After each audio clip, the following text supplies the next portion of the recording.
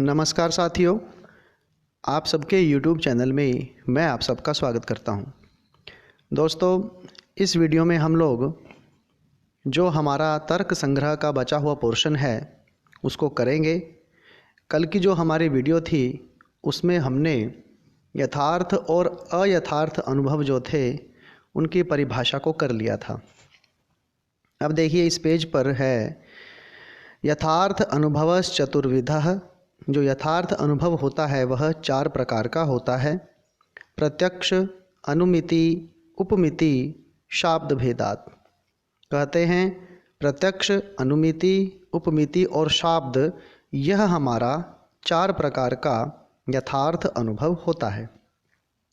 फिर कहते हैं तत्करणम अपि चतुर्विधम। और करण का अर्थ होता है दोस्तों साधन, साधकतमम करणम। यह आपने व्याकरण में पढ़ा ही होगा। तो कहते हैं तत्करणम अपि चतुर्विधम। उसका जो करण होता है वह भी 4 प्रकार का होता है। प्रत्यक्ष, अनुमान, उपमान, शब्द भेदात। यानी ऊपर जो प्रत्यक्ष दिया है उसका करण भी प्रत्यक्ष ही होता है। अनुमिति का जो करण होता है उसे अनुमान कहते हैं। उपमिति का जो करण होता है उसे उपमान कहते हैं। और शाब्द का जो करण होता है उसे शब्द कहते हैं। उसके बाद कहते हैं यह यहाँ पर करण की डेफिनेशन है असाधारण कारणम करणम। असाधारण कारण का जो साधन होता है उसे हम करण कहते हैं। उसके बाद दोस्तों अब यहाँ पर कारण की परिभाषा है। कहते हैं कार्य नियत पूर्ववृत्ति कारणम। कार्य जो नियत है, जो कार्य आप कर रहे हो नियत, उसमें स्थित रहता है पूर्व पहले से ही जो वृत्ति रहती है उसी को हम कारण कहते हैं। कार्य होने से पहले कारण में कार्य पहले से ही रहता है, तो जिसमें वो रहता है उसको हम कहते हैं कारण। यथा घट आदिकम प्रति दंड आदि। जिस प्रकार घट आदिकम, घड़े आदि जो भी कार्य बनते हैं, जो वस्तुएं बनती हैं, तो घड़े आदि में प्रति दंड आदि, तो दंड आदि जो साधन होते हैं वो सब क्या है हमारे यहाँ पर किसी न किसी तरीके के कारण हैं। और कहते हैं भी कार्यम प्राग भाव प्रतियोगी। प्राग भाव, प्राग अभाव, प्राग मतलब पहले से, अभाव, अभाव रहता है कार्यम कार्य का। कब तक? जब तक वो प्रतियोगी नहीं है, अर्थात जब तक वो कारण में छिपा हुआ है तब तक कार्य का प्राग अभाव रहता है, वो पहले से उसका अभाव रहता है। क्योंकि जैसे आप मिट्टी का लोथड़ा देखिए, उसमें घड़ा भी बन सकता है, उसमें ईंट भी बन सकती है, लेकिन बनने से पहले उसका अभाव रहेगा, इसलिए यहाँ पर कहा है प्राग अभाव। फिर कहते हैं कारणम त्रिविधम। कारण जो होता है वह 3 प्रकार का होता है। समवायी, असमवायी, निमित्त भेदात। समवायी, असमवायी और निमित्त। अब उसके बाद देखिए समवायी की परिभाषा है यत स नहीं है दोस्तों, यहाँ पर समवेत आएगा, ये रहा। यत समवेतम कार्यम उत्पद्यते तत् समवायी कारणम। जो समवेत रूप में मिलकर कार्यम उत्पद्यते, कार्य को पैदा करे, तत्समवायी कारणम, वह समवायी कारण होता है। समवायी कारण का इन्होंने यहाँ पे परिभाषा क्या दी है? यथा तंतवः पटस्य। जिस प्रकार तंतवः, तंतवः होते हैं धागे, पटस्य कपड़े के। आपको यह पता ही है कि जब कपड़ा बनता है वह कपड़ा धागों से बनता है। धागे कपड़े की जड़ हैं, मुख्य कारण है। घड़ा जब बनता है तो घड़े की जड़ क्या है? आपको पता है कि घड़ा मिट्टी से बनता है, तो मिट्टी क्या होगी? मिट्टी उस घड़े का समवायी कारण होगी। धागे कपड़े का समवायी कारण होंगे। ठीक है, तो यह होती है समवायी कारण की परिभाषा। उसके बाद दोस्तों कहते हैं पटश्च स्वगत रूप आदे। यानी कपड़े का अपना रूप जो वो ग्रहण करता है उसमें धागे क्या होते हैं? समवायी कारण होते हैं। उसके बाद देखिए दोस्तों, असमवायी कारण की परिभाषा यहाँ पर है, कार्येण कारणेन वा सह एकस्मिन् अर्थे समवेतम सत्कारणम असमवायी कारणम। कहते हैं कार्येण, कार्य के द्वारा, कारणेन वा या कारण के द्वारा, सह एकस्मिन् अर्थे जब वो एक ही अर्थ में समवेतम इकट्ठे हो जाते हैं, तत्कारणम असमवायी कारणम, तो वो होता है असमवायी कारणम। यानी कि धागा, अकेला धागा, जो धागा है वो कपड़े का समवायी कारण है, लेकिन धागों को जोड़ने की प्रक्रिया, उनका जुड़ना, उनका इकट्ठा होना, प्रोसेस जिसको आप कह सकते हो अंग्रेजी में, वह होता है असमवायी कारण। यथा तंतु संयोगः, जैसे कपड़े के अंदर धागों का जो संयोग होता है, पटस्य तंतु रूपम, कपड़े के तंतु रूप में पटगत रूपस्य च, और जो कपड़ा हमको प्राप्त होता है, कपड़े को एक रूप प्राप्त होता है, तो धागों का संयोग यहाँ पर असमवायी कारण होता है। उसके बाद देखिए यहाँ पर आगे निमित्त कारण की परिभाषा दे रखी होगी। देखिए, तद उभयम भिन्नम कारणम निमित्त कारणम। तद उभयम, अब ये उभयम क्या है भाई? उभयम यानी वही समवायी कारण और असमवायी कारण, इनसे दोनों से जो भिन्न कारण होता है उसे हम कहते हैं निमित्त कारण। निमित्त का अर्थ होता है मशीन आप एक तरीके से लगा सकते हो, कोई ऐसा साधन जो खुद नहीं बनता है बल्कि बनने में मदद करता है। जैसे घड़ा बनाने के लिए चाक, जो डंडा घुमाया जाता है, खुद कुम्हार जिस घड़े को बनाने वाला है वो खुद तो घड़ा नहीं बन रहे, वो तो उसके एक साधन के रूप में वहाँ पे प्रयोग होते हैं, तो वे निमित्त कारण हैं। जैसे कपड़ा बनता है, वो मशीन में घुमाया जाता है, तो मशीन तो समवायी असमवायी कारण नहीं है ना, मशीन तो कपड़ा नहीं बन रही बल्कि मशीन कपड़ा बना रही है, वो साधन है, तो वो साधन हमारा कहलाता है निमित्त कारण। देखिए, यथा तुरी वेम आदिकम पटस्य, यथा जैसे तुरी वेम, मशीन आदि, तुरी वेम आदि जो भी होता है, पटस्य कपड़े के निमित्त कारण होते हैं। उसके बाद कहते हैं भाई, तद एतद त्रिविध कारण मध्ये यद असाधारण कारणम तदेव कारणम। कहते हैं तद एतत, तो यहाँ पर त्रिविध कारण मध्य, तीनों प्रकार के कारण के मध्य में, यद असाधारण कारणम, जो असाधारण कारण हो, विशेष हो, तदेव कारणम, वह हमारा कारण होता है। तत्र प्रत्यक्ष ज्ञान कारणम प्रत्यक्षम। तो फिर यहाँ पर आ गया सबसे पहले प्रत्यक्ष की परिभाषा है कि जो प्रत्यक्ष के ज्ञान का कारण हो, साधन हो, उसको हम प्रत्यक्ष कहेंगे। उसके बाद कहते हैं इंद्रियार्थ सन्निकर्ष जन्यम ज्ञानम प्रत्यक्षम। इंद्रिय और अर्थ, इंद्रिय होती है जो इंद्रियां हमारी होती हैं, अर्थ, अर्थ की ओर सन्निकर्ष जब जाती हैं, उनके साथ सन्निकर्ष होता है, संयोग होता है, तो जन्यम ज्ञानम, उससे उत्पन्न जो ज्ञान है या ज्ञान है उसको हम कहते हैं प्रत्यक्ष। हम एक पेड़ को देखते हैं तो डायरेक्ट पेड़ तक हमारी नज़र वहाँ तक जाती है, फिर वो वहाँ से टकराकर वापस आती है, तो पेड़ अलग है और हम अलग हैं, हमारी दृष्टि अलग है, लेकिन उसको देखने के लिए दृष्टि वहाँ तक गई, इंद्रिय वहाँ तक गई है, और उस ज्ञान को उसने प्राप्त किया है, वही प्रत्यक्ष है। फिर कहते हैं तद द्विविधम, और वह प्रत्यक्ष दो प्रकार का होता है, निर्विकल्पकम सविकल्पकम च इति। एक तो होता है निर्विकल्प, दूसरा होता है सविकल्प। अब देखिए निर्विकल्प की यहाँ पे परिभाषा इन्होंने दे रखी है, तत्र निष्प्रकारकम ज्ञानम निर्विकल्पम निर्विकल्पकम। निष्प्रकारकम, जिसका कोई रूप ना हो, ऐसा ज्ञान होता है निर्विकल्प। तत्र निष्प्रकारकम ज्ञानम निर्विकल्पकम। उसके बाद कहते हैं सप्रकारकम ज्ञानम सविकल्पकम। सप्रकारकम का अर्थ क्या है? जिसका हमें रूप दिखाई दे।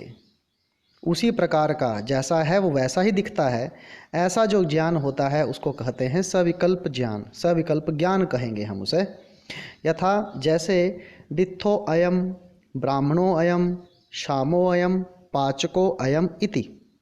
जैसे यह डित्थ है, यह ब्राह्मण है, यह शाम रंग का है, यह पकाने वाला है, ये सब ज्ञान क्या है? ये हमारा सप्रकार का सविकल्प ज्ञान होता है। फिर कहते हैं प्रत्यक्ष ज्ञान हेतुर इंद्रियार्थ सन्निकर्षः षड्विधः। अब यहाँ पर बता रहे हैं कि प्रत्यक्ष जो ज्ञान है उसका जो हेतु है, उसका जो कारण होता है वो इंद्रियार्थ सन्निकर्ष है। इंद्रियां सन्निकर्ष होती हैं किसी वस्तु का ज्ञान प्राप्त करने के लिए, और वो होता है षड्विधः, 6 प्रकार का होता है। पहला है संयोग।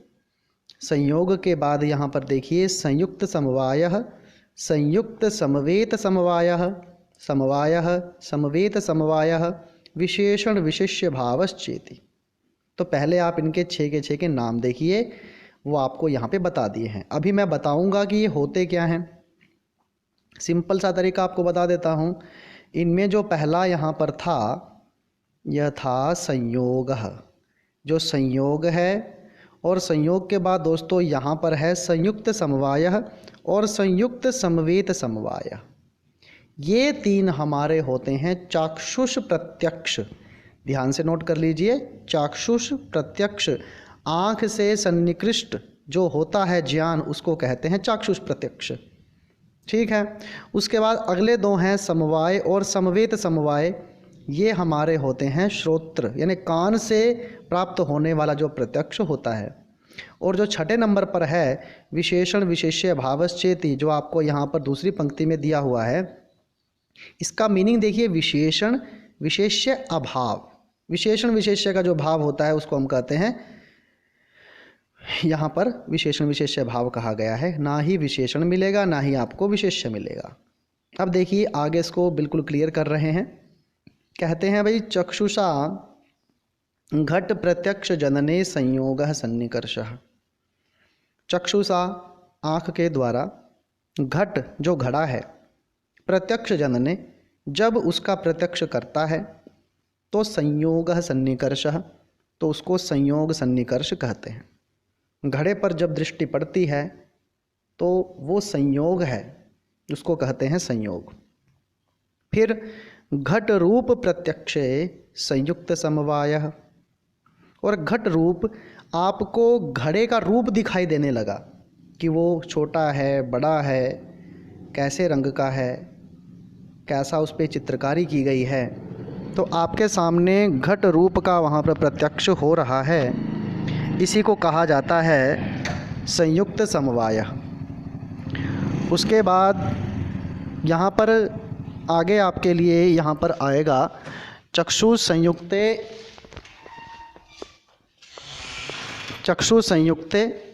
रूपस्य समवायात।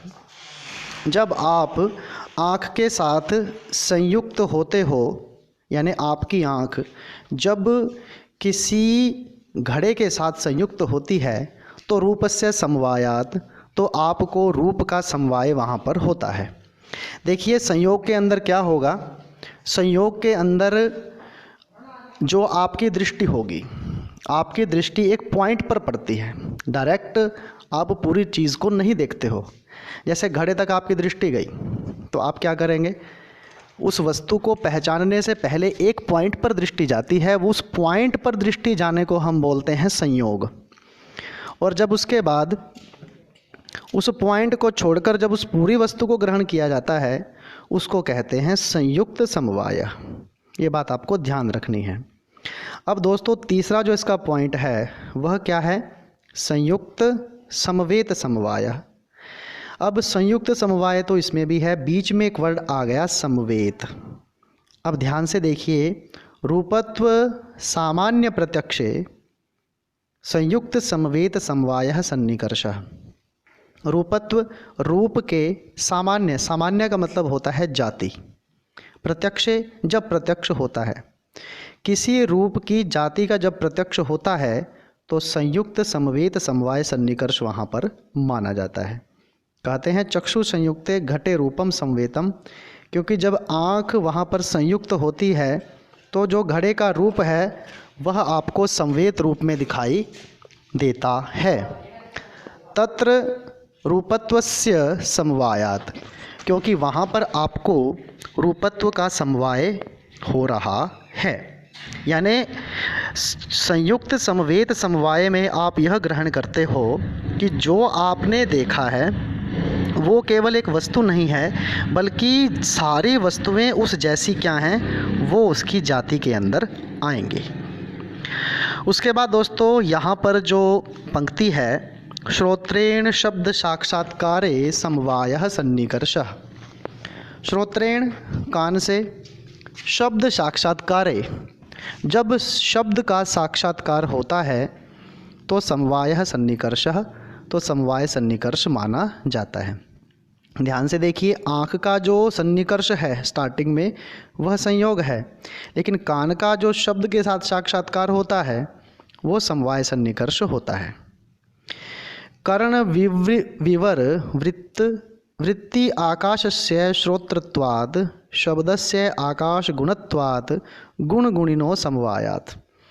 कर्ण विवर होता है कान का जो सिरा है, वहाँ से लेकर आंतरिक कान होता है वृत्ति आकाश, उसमें स्थित जो आकाश है श्रोत्रत्वात्, वो कान होने से शब्दस्य आकाश गुणत्वात्, और जो आपको पता है कि शब्द आकाश का गुण होता है, शब्द गुणकम आकाशम, ये आप पहले पढ़ चुके हो।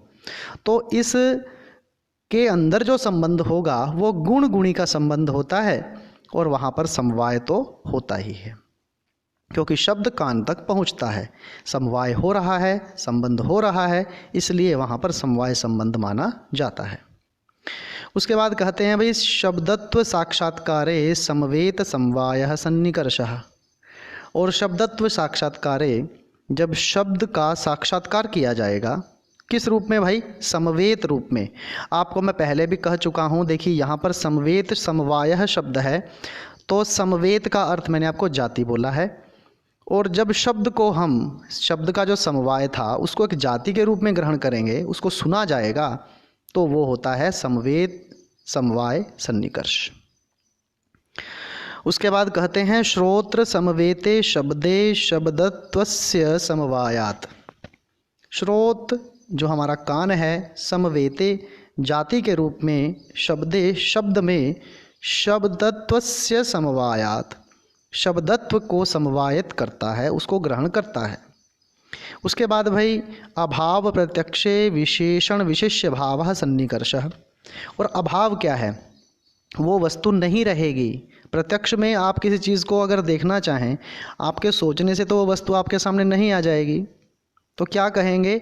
ऐसे प्रत्यक्ष को जब आँखों के सामने कुछ ना हो, कानों से आपको कुछ ना सुने, तो ऐसे को क्या कहेंगे भाई? विशेषण विशेष्य भाव सन्निकर्ष। जैसे भूतले घट अभाववत, धरती पर घड़े का अभाव है, इत्यत्र चक्षु संयुक्ते भूतले। और जब आप चक्षु को, अपनी आँख को संयुक्त करते हो धरती पर, तो क्या होता है? घट अभावस्य विशेषणत्वात्, आपको घड़े के अभाव का विशेषण वहाँ से ग्रहण होता है। एवं सन्निकर्ष जन्यम ज्ञानम प्रत्यक्षम, और ऐसा सन्निकर्ष से युक्त जो ज्ञान होता है उसको हम प्रत्यक्ष कहते हैं। तत्कर्णम इंद्रियम, और उसका जो कर्ण होता है वह इंद्रिय होता है, इसलिए कहते हैं तस्माद् इंद्रियम प्रत्यक्ष प्रमाणम इति सिद्धम। इसलिए यह सिद्ध होता है कि इंद्रिय ही प्रत्यक्ष प्रमाण होती है। तो यहाँ तक हमने प्रत्यक्ष को निपटा दिया है। अब देखिए चलते हैं अनुमान परिच्छेद पर। देखिए दोस्तों, हमने पहले भी पढ़ा था कि अनुमिति का कर्ण क्या होगा? अनुमान होगा। तो अनुमिति कर्णम अनुमानम, इन्होंने यह परिभाषा यहाँ पर दे रखी है। कहते हैं परामर्श जन्यम ज्ञानम अनुमिति। और परामर्श, अब सन्निकर्ष और परामर्श में फ़र्क होता है।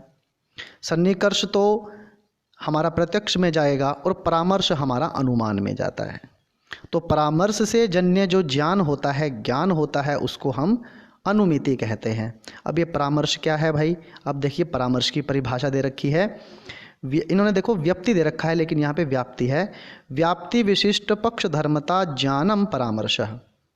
व्याप्ति होती है किसी चीज़ की, किसी चीज़ का किसी के अंदर छिपा होना, जैसे आग के अंदर धुएं का छिपना या धुएं को देखकर आग का अनुमान लगाना, उसको कहते हैं व्याप्ति।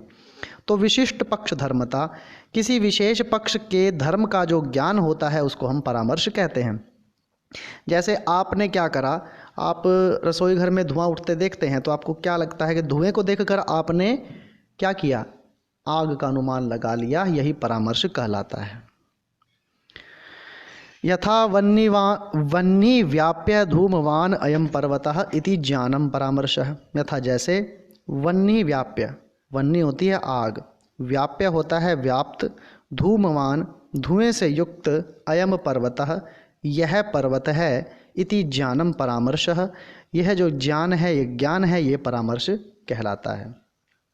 फिर तज्जन्यम पर्वतो वह्निमान, और उससे पैदा होने वाला पर्वत में आग है, इति ज्ञानम अनुमिति, इस ज्ञान को हम अनुमिति कहते हैं। यत्र यत्र धूम तत्र तत्र अग्नि, जहाँ जहाँ धुआं होता है वहाँ वहाँ आग होती है। इति साहचर्य नियमो व्याप्ति, ये साहचर्य नियम, साहचर्य नियम होता है जो साथ साथ में चलता है। अब धुआं और आग कभी एक दूसरे से अलग होते ही नहीं। वस्तुओं पर फर्क पड़ता है कि वस्तुएं गीली हों तो धुआं ज़्यादा उठेगा, सूखा होगी तो वहाँ पर धुआं कम उठता है। तो ये साहचर्य का नियम होता है, इसी को हम कहते हैं व्याप्ति। उसके बाद कहते हैं विपक्ष धर्मता की परिभाषा यह रही, व्याप्यस्य पर्वतादिवृत्तित्वम पक्ष धर्मता। जो व्याप्य है, जो फैला हुआ है बिल्कुल अंदर तक, पर्वत आदि वृत्तित्वम, पर्वत आदि के अंदर जो वृत्ति है वह पक्ष धर्मता है। उसके बाद कहते हैं भाई अनुमानम द्विविधम, अनुमान दो प्रकार का होता है, स्वार्थम परार्थम च इति। एक तो होता है स्वार्थ अनुमान, दूसरा होता है परार्थ अनुमान। स्वार्थे स्व अनुमिति हेतु, स्वार्थ में जो अनुमिति होती है वो हम अपने लिए करते हैं। तथा ही जैसे स्वयमेव भूयो दर्शनेन यत्र धूमः तत्र अग्नि इति महानस आदौ व्याप्तिं गृहीत्वा पर्वत समीपम गतः पर्वते धूमं पश्यन् तद्गते च अग्नौ संदिहानः व्याप्तिं स्मरति यत्र धूमः तत्र अग्निर इति। यहाँ से देखिए, स्वयमेव खुद ही, भूय है बार बार, दर्शनेन दर्शन करने से, यत्र धूमः तत्र अग्नि इति, जहाँ धुआं होता है वहाँ आग होती है, महानस, महानस होती है रसोई घर, और आदौ इन्होंने इसलिए दिया क्योंकि रसोई घर के अलावा भी बहुत जगह पर आग जलती है। व्याप्तिम गृहीत्वा, ऐसी व्याप्ति को देखकर, ग्रहण करके, पर्वत समीपम गतः, जब पर्वत के पास जाते हैं तो पर्वते धूमम पश्यन्, तो पर्वत पर धुएं को देखते हुए, तद्गते, उसमें, च अग्नौ संदिहान, अग्नि में संदेह करते हैं, और व्याप्तिम स्मरति, और आप उस व्याप्ति को याद करते हो जो आपने रसोई घर में देखी थी। और फिर वही बात आपको यहाँ पे दिखती है कि यत्र धूमः, भाई पर्वत पर भी धुआं उठता है, तत्र अग्निर इति, वहाँ पर पक्का अग्नि होगी। यह होता है हमारा स्वार्थ अनुमान। उसके बाद दोस्तों, तद अनंतरम, इसके पश्चात, वह्नि व्याप्य धूमवान अयम पर्वतः, वह्नि से व्याप्त, फैला हुआ, धूमवान, धुएं से युक्त, अयम पर्वतः, यह पर्वत है, इति ज्ञानम उत्पद्यते, यह ज्ञान पैदा होता है। अयमेव लिंग परामर्श इति उच्यते, इसी को भाई लिंग परामर्श कहा जाता है। तस्मात् पर्वतो वह्निमान, इसलिए पर्वत वह्निमान है, अग्निमान है। इति अनुमितिर उत्पद्यते, यह अनुमिति पैदा होती है। तद एतत् स्वार्थ अनुमानम, इसी को स्वार्थ अनुमान कहा जाता है।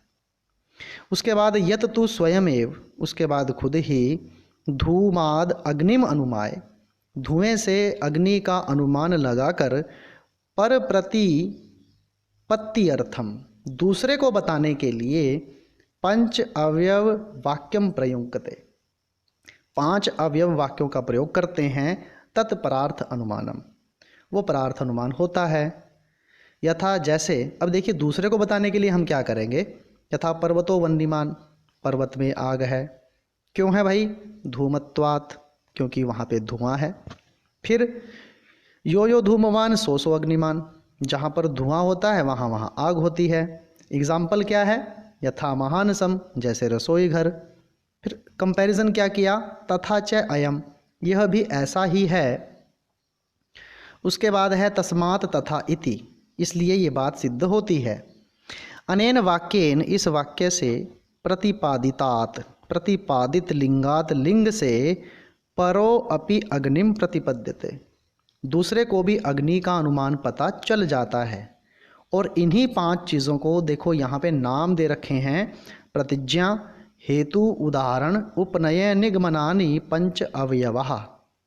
प्रतिज्ञा, हेतु, उदाहरण, उपनय और निगमन, ये 5 वाक्य होते हैं, 5 अवयव होते हैं जिनको आप परार्थ अनुमान में प्रयोग करते हो। कहते हैं पर्वतो वह्निमान इति प्रतिज्ञा, पर्वत में आग है, यह प्रतिज्ञा होती है। धूमत्वाद इति हेतु, ये कारण है क्योंकि धुआं था। फिर उदाहरण क्या होगा भाई, यो यो धूमवान सो सो अग्निमान, जहाँ जहाँ धुआं होता है वहाँ वहाँ आग होती है। यथा महानसम, जैसे रसोई घर, इति उदाहरणम, यह उदाहरण होता है। तथा च अयम इति उपनयः, यह भी ऐसा ही है, ये हमारा उपनय है। फिर कहते हैं तस्मात् तथा इति निगमनम, इसलिए ये बात सिद्ध होती है, ये हमारा होता है निगमन वाक्य, यानी एक फॉर्मूला तैयार हो गया। तो स्वार्थ अनुमिति परार्थ अनुमित्य हो, चाहे अनुमिति स्वार्थ की हो चाहे अनुमिति परार्थ की हो, लिंग परामर्श एवं करणम, उसमें लिंग का परामर्श तो होता ही है, वो करण होता है, इसलिए सिद्ध होता है तस्मात् लिंग परामर्शो अनुमानम, इसलिए बात सिद्ध होती है कि लिंग परामर्श ही अनुमान होता है। अब ये लिंग क्या है, लिंगम त्रिविधम। अब इसको समझने के लिए आप देखिए आगे चलिए, अन्वय व्यतिरेकी, केवलान्वयी, केवल व्यतिरेकी च इति। अन्वय का अर्थ होता है, जिसको आप अपनी भाषा में समझ लीजिए, पॉजिटिव। व्यतिरेक का मतलब होता है नेगेटिव। तो अन्वय व्यतिरेकी का मतलब क्या होगा कि बात वो पॉजिटिव है, अगर वो दोनों हैं पॉजिटिव तो फिर वो दोनों नेगेटिव भी हो सकते हैं। केवल अन्वयी में केवल पॉजिटिव बात होगी और केवल व्यतिरेकी में केवल नेगेटिव बात होगी। अब देखिए मैं आपको थोड़ा सा आगे समझाऊंगा इसके बारे में। देखिए पहले डेफिनेशन पढ़ लेते हैं। अन्वयेन व्यतिरेकेण च, अन्वय का मतलब पॉजिटिव, व्यतिरेकेण का मतलब नेगेटिव, च व्याप्ति मत, जहाँ पर इनकी दोनों की व्याप्ति होती है तो अन्वय व्यतिरेकी होगा। यथा, अब इसका एग्जाम्पल देखिए, ज़्यादा बेटर समझ में आएगा। वह्नौ साध्ये धूमत्वम, कि वह्नि को साधने में कौन इशारा करता है, धूमत्वम, यानी धुआं करता है। अब देखिए ध्यान से क्या कहते हैं, यत्र धूमः तत्र अग्नि, जहाँ धुआं है वहाँ आग होती है। यथा महानस इति अन्वय व्याप्ति, ये पॉजिटिव बात है ना, कि जहाँ धुआं होता है वहाँ आग होती है, जैसे रसोई घर है, ये अन्वय हो गया। अब नेगेटिव कैसे है देखिए, यत्र वह्नि नास्ति तत्र धूमोऽपि नास्ति, जहाँ आग नहीं होती वहाँ धुआं भी नहीं होता। यहाँ यथा महाहृद, महाहृद होता है बहुत बड़ा तालाब। इति व्यतिरेक व्याप्ति, अब देखिए ये बात नेगेटिव में चली गई ना, तो ये क्या हो गया, अन्वय व्यतिरेकी। उसके बाद चलिए कहते हैं अन्वय मात्र व्याप्तिकम केवलान्वयी, और जहाँ पर केवल अन्वय व्याप्ति हो, अन्वय मात्र व्याप्ति हो, वह होती है केवल अन्वयी। अन्वय का मतलब पॉजिटिव। यथा जैसे घटो अभिधेय प्रमेयत्वात् पटवत, अगर मैं इस बात को बोलूँ, घट जो घड़ा है, अभिधेय उसको देखा जा सकता है, समझा जा सकता है, क्यों, प्रमेयत्वात्, क्योंकि उसका ज्ञान ग्रहण होता है, किसके समान, पटवत, कपड़े की तरह। आपको पता है कि घड़े को कपड़े की तरह देखा जा सकता है। इत्यत्र, यहाँ पर प्रमेयत्वात् अभिधेयत्व, प्रमेयत्वात् ज्ञान की वजह से, अभिधेयत्व उसको देखने का जो कार्य है वो हो रहा है। तो व्यतिरेक व्याप्तिर नास्ति, यहाँ पर व्यतिरेक व्याप्ति नहीं है क्योंकि वाक्य हमारा पॉजिटिव है। सर्वस्य अपि प्रमेयत्वात् अभिधेयत्वाच्च, क्योंकि दोनों के दोनों चीज़ें क्या हैं, प्रमेयत्वात् ज्ञान की वजह से, अभिधेयत्वात् उनका पता चल जाता है। उसके बाद देखिए दोस्तों क्या है, व्यतिरेक मात्र व्याप्तिकम केवल व्यतिरेकी। जहाँ पर केवल व्यतिरेक यानी नेगेटिव व्याप्ति जहाँ पर होती है वह होती है केवल व्यतिरेकी। यथा जैसे पृथ्वी इतरेभ्यो विद्यते गंधवत्वात्। अब आपको पता है पृथ्वी का गुण गंध होता है और पृथ्वी के अलावा कहीं पर गंध नहीं होती है, सुगंध दुर्गंध कुछ नहीं होती है। तो इस वाक्य में देखिए पृथ्वी इतरेभ्यो धरती से जो अलग हैं, भिद्यते उनमें भी रहती है क्या, गंधवत्वात् गंध रहती। तो ऐसा तो होता ही नहीं। क्यों? क्योंकि धरती पर जो चीज़ें मौजूद हैं, जल को छोड़कर, वायु को छोड़कर, जो नित्य वस्तुएं हैं उनको छोड़कर सब कुछ पृथ्वी ही तो है।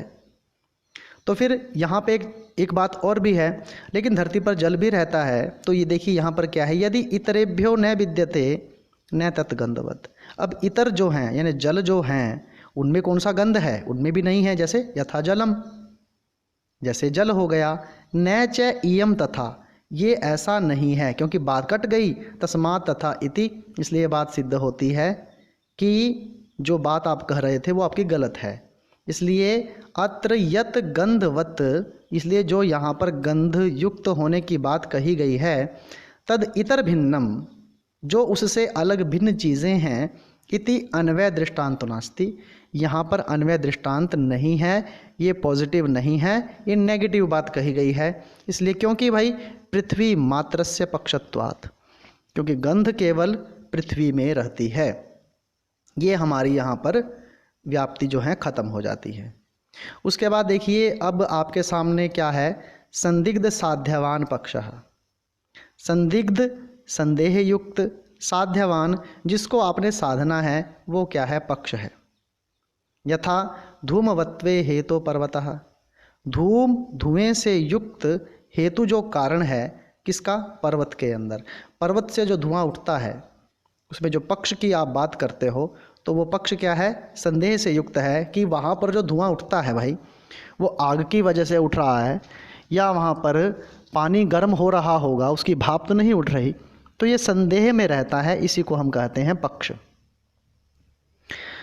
उसके बाद भाई कहते हैं निश्चित साध्यवान सपक्षः, सपक्ष जो पक्ष के जैसा हो।